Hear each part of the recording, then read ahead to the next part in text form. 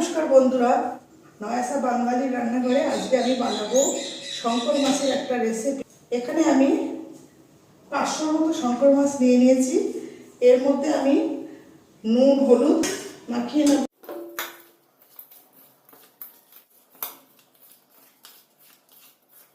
এক চামচ লঙ্কার গুঁড়ো ভালো করে মাখিয়ে নেব। তেলটা গরম হয়ে গেছে, এবার আমি মাছগুলোকে ভেজে নেব।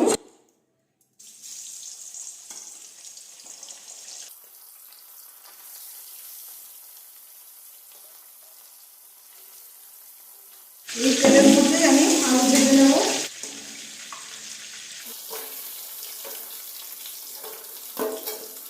সামান্য একটু হলুদ, নুন দিয়ে দিলাম। আলুগুলো ভাজা হয়ে গেছে, এবার আমি আলুগুলোকে উঠিয়ে নিচ্ছি।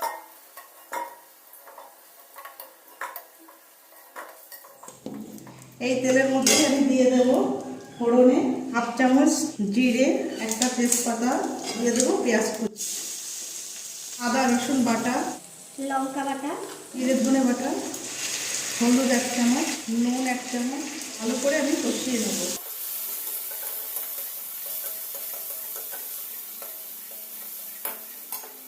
মশলা বাটা জল আর একটু জল দিয়ে কষিয়ে নেব। দুটো টমেটো কুচি করে রেখেছিলাম,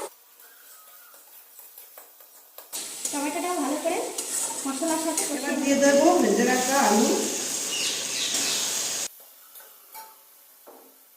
আলুটাকেও ভালো করে মশলার সাথে কষিয়ে নেব। এবার আমি দিয়ে দেবো জল। এখানে আমি বেশি জল দেবো না। এবার দিয়ে দেবো ভেজে রাখা মাছ। মাছ দেওয়ার পরে আমি একটু 10 মিনিটের মতো ফুটিয়ে নেব। শেষে দিয়ে দেবো 1 চামচের মতো গরম মশলা। এবার আমি ঢাকা দিয়ে দেবো 1 মিনিটের জন্য। রেসিপিটা ভালো লাগলে লাইক, শেয়ার, কমেন্টস করে দেবেন। সবার কাছে রিকোয়েস্ট সাবস্ক্রাইব করে দেবেন। এবার দিয়ে দেবো ধনেপাতা কুচি।